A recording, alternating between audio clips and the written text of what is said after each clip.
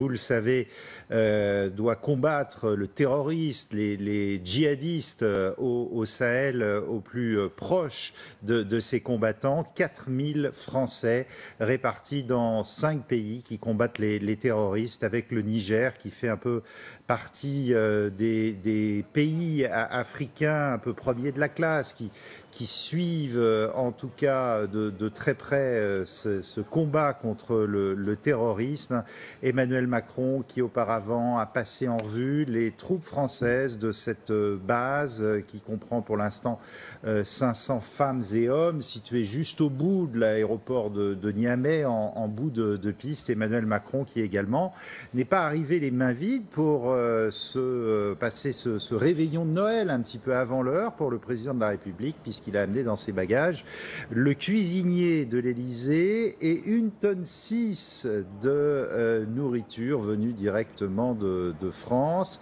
Voilà le président, vous voyez, qui passe en revue ces troupes de la base de Niamey. Il avait été accueilli par le président nigérian Mahamadou Youssoufou. On va peut-être retrouver Olivier Santiki qui se trouve déjà sur place. Olivier Santiki, envoyé spécial pour TF1 et LCI. Un séjour très court, cette nuit et une partie de la matinée de demain, puisque dès la mi-journée, ce sera un épisode plus diplomatique avec le président Issoufou, le président du Niger. C'est un peu le bon élève du G5 Sahel, ce groupement de pays de la région pour améliorer le développement économique et lutter contre le terrorisme. Il y a la Mauritanie, le Mali, le Burkina, le Tchad. Mais c'est vrai que l'implication toute particulière du Niger lui vaut ce soir cette visite présidentielle.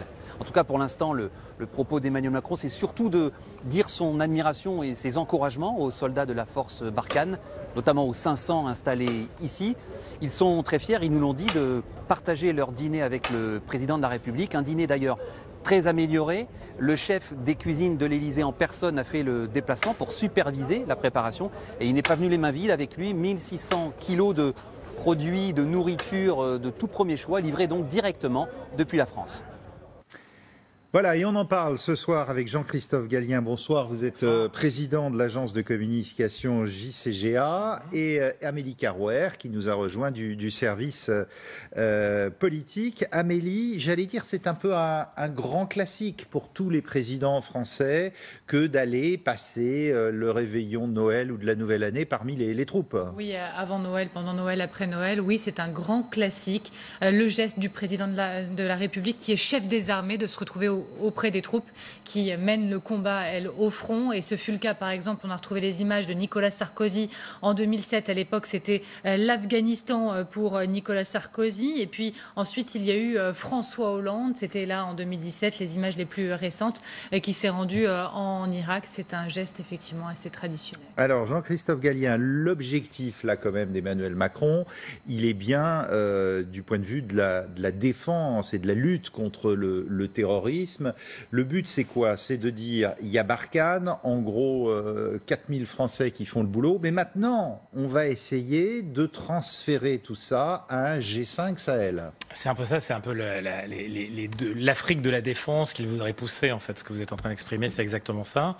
Et ce qui est intéressant, c'est qu'il le fait en allant dans le pays, effectivement, qui n'est pas forcément le plus en pointe, mais qui est le plus en pointe aujourd'hui dans la démarche, je dirais, générale, à la fois politique, diplomatique et militaire. Mais Olivier Santiki disait c'est le bon élève. Exactement, c'est ça. Maintenant, il y a aussi certainement une dynamique, on va voir dans le discours s'il y fait référence, mais l'idée de Macron, c'est de effectivement cette Afrique de la défense, devenir plus autonome parce qu'on en a besoin. Il l'a dit plusieurs fois lors de ses 6 précédents voyages, d'ailleurs en Afrique, c'est beaucoup, et dans cette séquence africaine, mais aussi l'Europe de la défense. Je crois qu'il va parler de cette relation, où il pourrait évoquer cette relation entre les deux continents qu'il ne cesse de répéter. On se rappelle d'Abidjan, on se rappelle d'avant Abidjan-Ouagadougou, et il est là dans cette dynamique de Afrique de la défense, Europe de la défense, la France comme pivot, le Niger comme pivot en Afrique, mais aujourd'hui c'est ça l'enjeu. Parce que la France ne peut pas tout faire.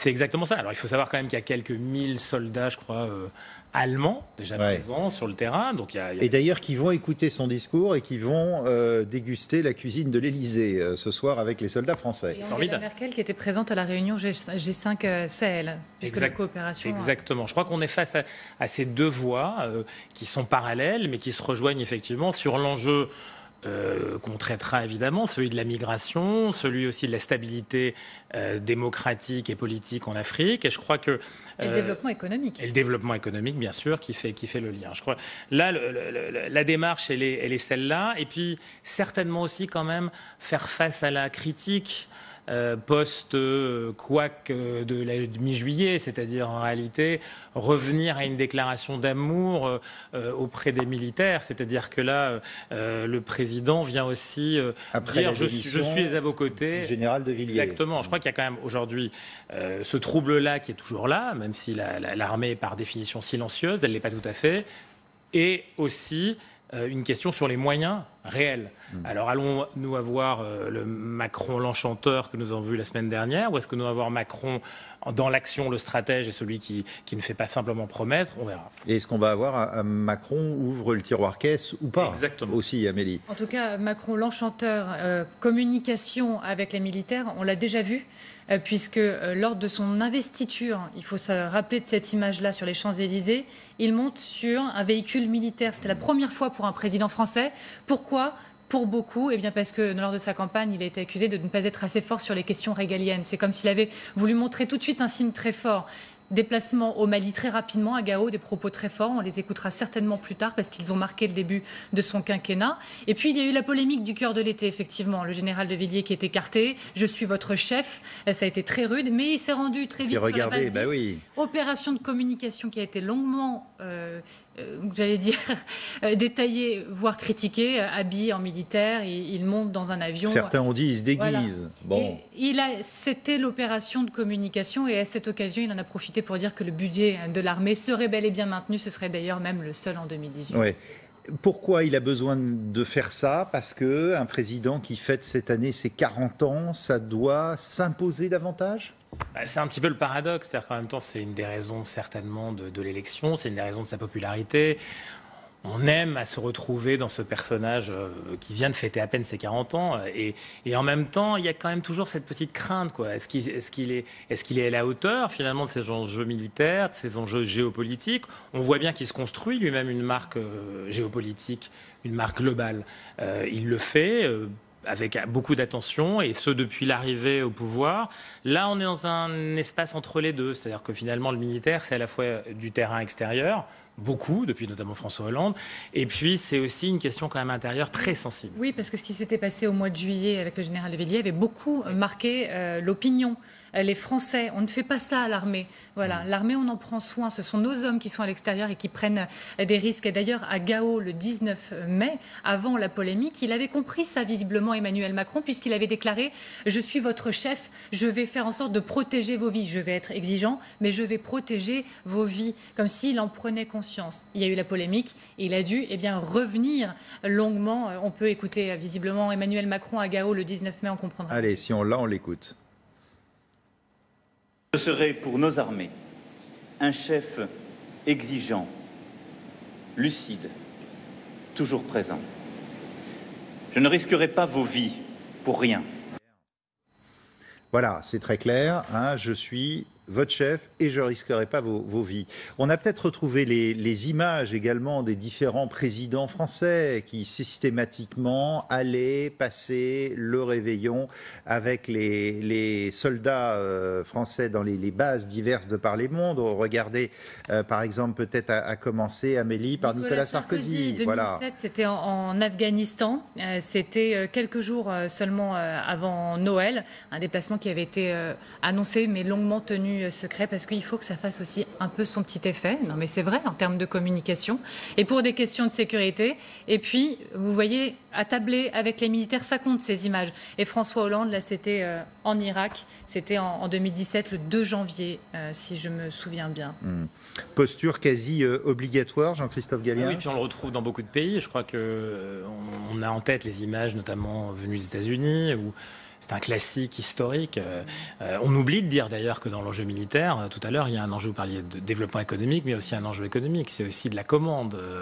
Donc une industrie qui vit derrière et qui n'est pas très loin. Donc pour le président Macron, c'est pas rien non plus. C'est-à-dire que on a tout à fait ça. Mais on le retrouve dans beaucoup de pays, encore une fois. Et on pouvait même s'attendre à ce que ce soir, il soit aussi, comme certains présidents américains, qui allaient dîner le soir de Noël, ou plutôt la fin de l'année, au 31 décembre, qui s'habillaient en Top Gun, comme il l'avait fait précédemment. Là, je pense que ça ferait un peu trop, mais c'est un classique, oui. Et puis, il ne faut pas oublier qu'Emmanuel Macron, il veut se positionner en leader. Il l'a redit sur France 2 dimanche soir, on l'a longuement commenté ici. Ça a été dit dans le Time, il a dit qu'il voulait être le leader des jeunes leaders de sa génération. Être un leader, ça passe aussi par ses images. Il est le chef des armées et c'est un message envoyé au monde entier. Exactement. Et puis la France est un des rares pays européens qui sont à ce point-là engagés. C'est-à-dire que la différence par rapport à ce qui se passait auparavant, même Nicolas Sarkozy, quand il va en Afghanistan, la France, certes, c'est une puissance militaire qui peut frapper quand elle veut, mais depuis François Hollande, elle est sur le terrain. Et là, en l'occurrence, il a la chance par rapport à sa concurrence politique. L'Afghanistan, c'est vrai que c'était les Américains. Exactement. Puis là, il a une concurrence politique qui ne peut pas se lier. Les Britanniques, ne sont pas là. Le reste de l'Europe est un peu timide et la jeune génération, qui est comme lui, l'Autrichien, n'en parlons pas, et ainsi de suite, ne peut pas rentrer en compétition sur ce terrain-là. En effet, il est leader, même la France en tout cas, pas Emmanuel Macron. La France est leader au Niger, avec Barkhane. La situation, elle a changé depuis 2013, certes, mais la France, elle est toujours leader et c'est ce que va faire valoir aussi Emmanuel Macron aujourd'hui. Cette place de leader. Et d'ailleurs, lors de la visite, je regarde mes chiffres, il va discuter a priori de la mise en œuvre d'ici à 2018 de cette force de 5000 hommes et composée de soldats de 5 pays impliqués. Donc c'est la France, mais ce sont d'autres pays impliqués qui l'emmènent avec lui. On ne parle que de coopération. Et quand la France, quelques jours avant ce déplacement, organise le G5 Sahel en France et que c'est Angela Merkel qui vient en France pour appuyer la politique et la démarche d'Emmanuel Macron, c'est pas rien. Et en plus, des propos qui sont forts. Lors du G5 Sahel, il a tenu des propos forts. Alors, ce G5 Sahel, je ne sais pas si on va pouvoir avoir une carte, mais qui est chargé de surveiller une région considérable. C'est la moitié de l'Europe, c'est 6 fois la France sur 5 pays évidemment différents.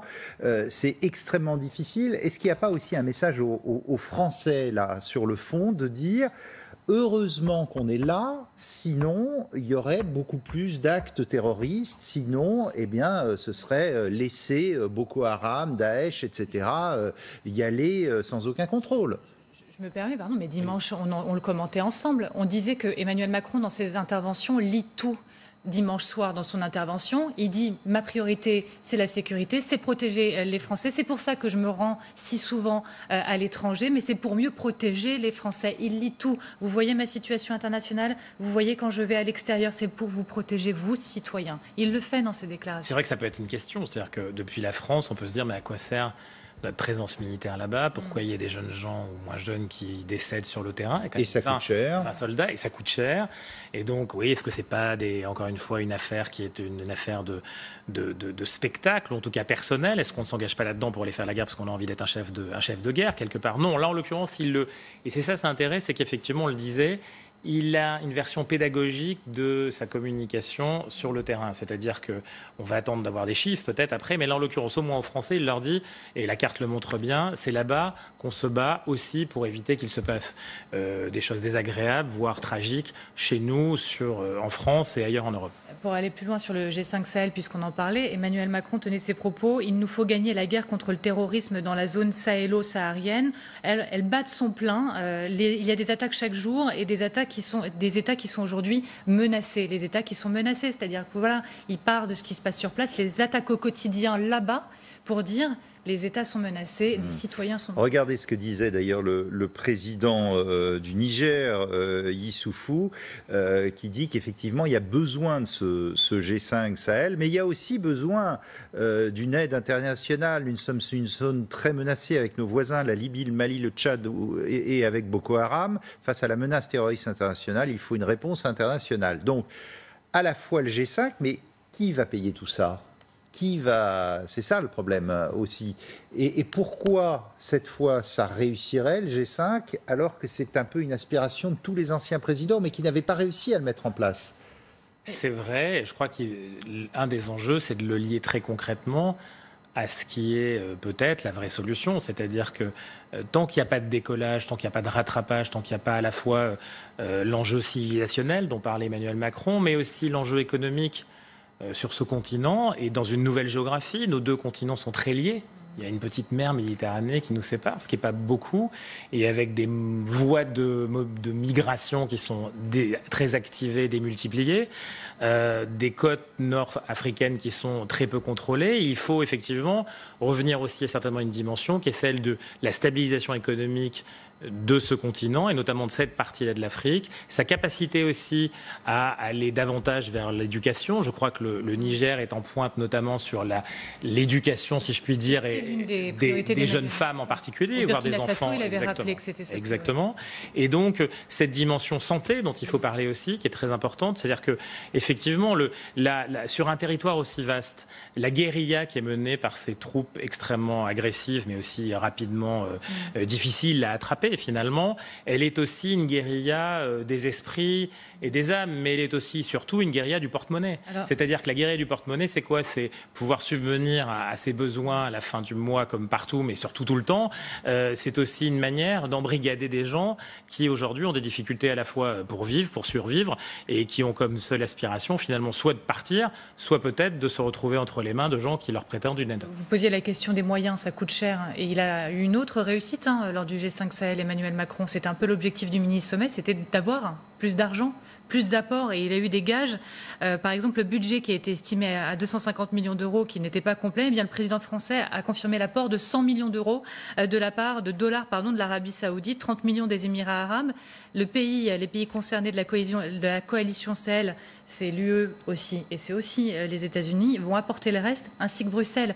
Et tout ça, il le construit aussi, au-delà des mots et des discours. Alors, s'agit-il vraiment de combattre le terrorisme? J'aimerais vous montrer cette réflexion d'un colonel de l'armée française, qui est l'adjoint de l'opération Barkhane. On va peut-être le découvrir. Il a cette réflexion, le fond du problème n'est pas le terrorisme, c'est le sous-développement, les trafics et l'impact de la croissance de la population. C'est cela qu'il faut résoudre. D'accord avec ça? C'est évidemment ça, c'est-à-dire qu'encore Parce que sous la marque terroriste, pardonnez-moi, mais il y a tout un tas de trafics possibles et imaginables. Il y a des trafics, c'est pas le sujet ce soir, mais venus même d'Amérique du Sud, qui utilisent certains États de la côte ouest de l'Afrique. Pour passer la drogue vers l'Europe. Voilà, donc tout ça est très lié, les armes évidemment aussi, et le terrorisme qui a des moyens assez forts, parfois en lien d'ailleurs avec ces trafics. C'est-à-dire qu'il y a des échanges de valeurs, des échanges de services, pour pas dire autre chose, et encore une fois, le territoire est difficilement contrôlable, donc on se déplace très vite. Il y a dans l'enjeu africain, effectivement, l'enjeu de l'éducation, d'abord l'enjeu de la survie au quotidien, du développement. Au niveau du terrain, ce qui est vraiment un des échecs majeurs, c'est qu'on arrive avec beaucoup d'argent, mais tout ça est très verticalisé par des grandes organisations internationales, voire des ONG qui ont de bons sentiments, mais parfois sont totalement inefficaces sur l'aspect terrain. Et après, il y a le niveau de la santé, qui est quand même un enjeu dont on parle très peu souvent en Afrique et qui est un enjeu majeur, c'est-à-dire que des éléments de santé qui nous paraissent très simples ici, au niveau des yeux, au niveau, encore une fois, de la contraception, des choses de ce type, sont absolument ignorés, et donc tant qu'on n'aura pas à la fois les moyens, l'éducation et l'accès à la santé de manière plus simple, il ne faut pas se leurrer, il y aura toujours ces vagues de migration dans un contexte en plus climatique qui va bouger. Et très justement, il est prévu normalement qu'Emmanuel Macron annonce depuis le Niger un projet ou des projets congrès de développement. On parle de 400 millions d'euros pour 2018-2021, avec notamment une aide à la scolarisation des enfants, etc. L'un ne va pas sans l'autre. On va l'écouter, Emmanuel Macron. Promis juré, en tout cas, c'est la fin de la France-Afrique. Je ne suis pas venu ici vous dire quelle est la politique africaine de la France, parce qu'il n'y a plus de politique africaine de la France.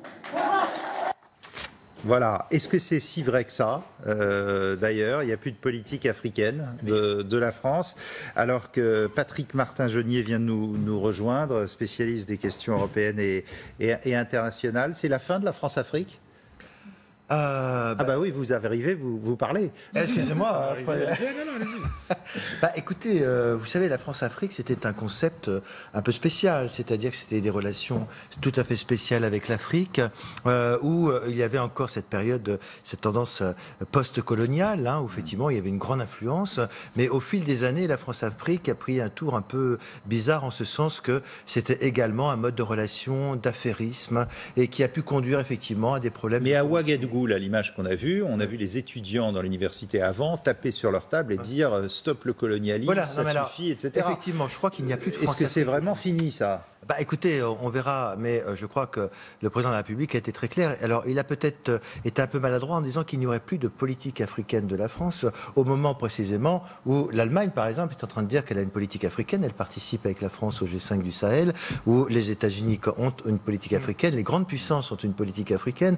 Donc, je pense, et puis d'ailleurs, à l'Élysée, il y a quand même des conseillers qui s'occupent de l'Afrique. Donc, il n'y a plus de cellule Afrique, il n'y a plus de France-Afrique, mais un nouveau type de relation plus responsable avec l'Afrique. Quand il dit, par exemple, c'est pas à moi de m'occuper des problèmes d'électricité au Burkina Faso. Je suis pas le président du Burkina Faso. Bon, il entre dans une diplomatie qui est effectivement totalement nouvelle. Alors c'est là où il y a peut-être l'erreur. C'est une nouvelle politique africaine de la France, teintée d'Europe, encore une fois. C'est très important. Parce que tous les présidents avant ont dit, ça n'existe plus, la France-Afrique. Non, mais après, on verra à l'usage.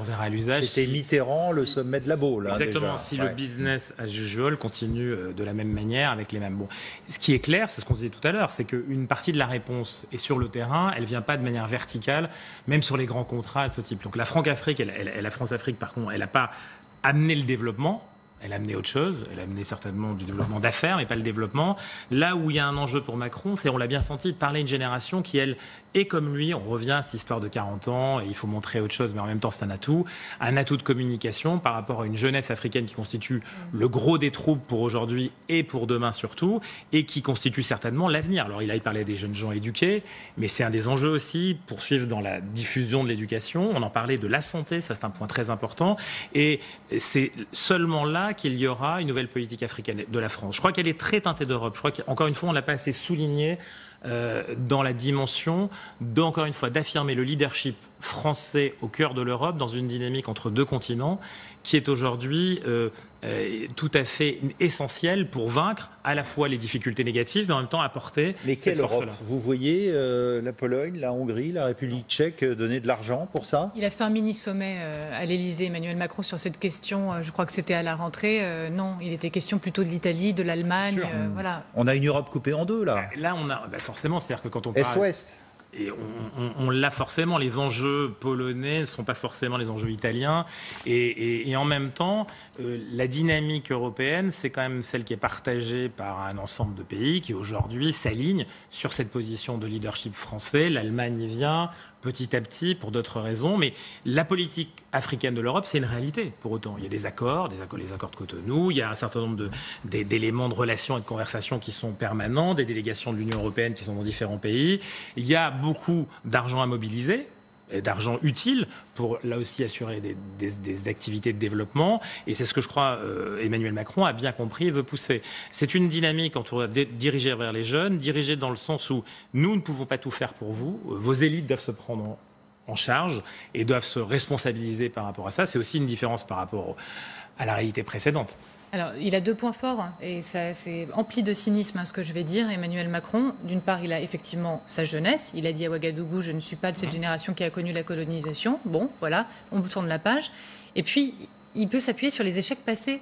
Parce que l'Europe, sur la question de l'immigration, c'est des échecs. Ce sont des sommets et des sommets qui se sont alignés sans résultat. Et il a la possibilité de dire, OK, on recommence, je vous réunis, et on repose tout à plat à la maison avec la France, l'Espagne, l'Allemagne, etc. Alors, si vous venez de nous rejoindre sur LCI, on attend d'une minute à l'autre le discours d'Emmanuel Macron depuis Niamey et la base française de l'opération Barkhane au Niger. On se pose la question d'ailleurs, Jean-Patrick Martin-Genier, sur l'utilité de Barkhane. Beaucoup de gens disent, bon, il y a 4000 hommes, la barre est partie sur 5 pays. Quand est-ce que les troupes françaises vont rentrer? Quand est-ce qu'on va switcher un G5 Sahel, c'est-à-dire que les Africains qui s'occupent de leur sécurité, et les troupes françaises vont pouvoir rentrer chez elles? Écoutez, ça, ce sera une décision commune, notamment en lien quand même avec tous les pays qui participent à la lutte contre le terrorisme, hein, parce que c'est une décision souveraine. Est-ce que c'est possible ? Oui, à terme, tout est possible. Il s'agit d'avoir avant tout une analyse très concrète de ce qui se passe sur le terrain. On nous disait il y a 2-3 ans, l'État islamique est en situation d'envahir les villes, dans le G5, etc. Aujourd'hui, on dit qu'ils ne sont plus dans cette possibilité. Ils sont considérablement affaiblis. Mais il y en a d'autres. Il y a Boko Haram, il y en a d'autres, par bien exemple. sûr. Ouais. Donc, évidemment qu'il ne faut pas prêter de nouveau le flanc à une politique de néocolonialisme. Mais vous aurez remarqué que le président de la République, probablement va-t-il en parler, il a aussi un vaste plan de développement de ces régions. Vous parliez tout à l'heure de l'immigration. C'est le en même temps ? Oui, c'est en même temps. Macronien. Ouais. Non, mais en même temps, parce que vous ne pouvez pas uniquement maintenir une présence militaire. Il l'a dit à l'occasion de ses déplacements en Afrique. Il y a aussi l'aspect développement. Il semblerait que cela va se concrétiser. Et donc, c'est un élément important de sa politique. Et il y aura une décision lorsqu'on considérera qu'il n'y a plus de risque géostratégique lié à la lutte contre le terrorisme. À terme, les États pourraient se retirer. Mais ça peut arriver un jour, ça ? Le risque de terrorisme ? C'est vrai que là, pour l'instant, il y a une action au long cours, on va dire. Mais peut-être que la situation pourrait évoluer et permettre aux pays du G5, du Sahel, de prendre en charge eux-mêmes leur propre sécurité. Pardonnez-moi, mais on se rappelle tous de Barack Obama qui retire les troupes américaines d'Afghanistan et puis finalement qui les remet. Oui. En partie. Mais... Oui, je crois qu'il y a 2 enjeux supplémentaires qu'on devrait soulever. C'est encore une fois là aussi, on en parlait tout à l'heure sur l'aspect économique du militaire. Il y a aussi un aspect de compétition globale qui se joue sur le continent africain. C'est-à-dire qu'encore une fois, vous le disiez tout à l'heure, c'est un terrain de jeu où on n'est pas les seuls. Pourquoi l'Europe ? C'est aussi parce qu'on va avoir une relation de bloc à bloc sur ce terrain-là comme ailleurs. C'est-à-dire qu'en réalité, la France toute seule, elle a le leadership militaire, elle veut le garder, parce que c'est une manière, encore une fois, aussi d'affirmer son leadership potentiel économique là-bas. Et c'est d'ailleurs dans ce sens-là qu'on attend aussi Emmanuel Macron. Jusqu'à présent, la Franc-Afrique, et paradoxalement, elle n'était pas très forte dans la capacité d'utiliser les mobilisations militaires de la France. C'est-à-dire qu'en général, on n'était pas ceux qui bénéficiaient ensuite en termes d'activité économique sur le terrain, même de collaboration ou de développement, alors que d'autres arrivaient et venaient derrière. Et là, on est sur un terrain où il y a non seulement les États-Unis, mais non seulement d'autres pays européens, mais qui le font plutôt avec nous, mais on a la Chine, on a la Russie qui revient, on a l'Afrique du Sud qui, tant bien que mal, essaie d'aller un peu plus loin. Donc c'est un vrai zone de conflit. Bien content que la France fasse le boulot de chasser les terroristes. Et parce que eux font de l'économique, c'est très clair. Ouais. Ou du renseignement. Donc ils récoltent les marrons du feu, c'est ça que vous êtes en train de nous dire ? Non, mais je crois qu'on attend aussi sur cette dimension diplomatie économique la capacité pour la France et pour Emmanuel Macron, on ne sait pas qui est avec lui,